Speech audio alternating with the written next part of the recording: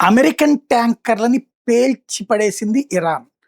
వాస్తవంగా హార్ముజ్ జలసంధి దగ్గర అమెరికా ఏం చెప్తోంది? మీకెందుకు, మీరందరూ మీ వాణిజ్య నౌకలు తీసుకొచ్చేయండి.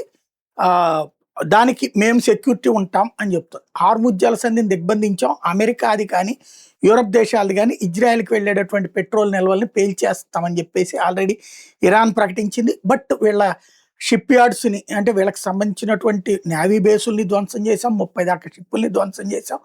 కాబట్టి ఇరాన్ ఇంకేం చేయలేదు. మీకెందుకు, మేమున్నాం రండి అని చెప్పుకొచ్చింది. అమెరికాని నమ్మి ఆయిల్ ట్యాంకర్లు, దాదాపు 370 ఆయిల్ ట్యాంకర్లు, అంటే ఆయిల్ ఉన్నటువంటి నౌకలు అక్కడ ఆగిపోయిన వాళ్ళు మొత్తం 700 నౌకలు ఆగినాయి. అందులో ఆయిల్వే 370 దాకా ఉన్నాయి. అవి బయలుదేరితే అలాంటి ఒక 7 నౌకల్ని పేల్చి పడేసింది ఇరాన్.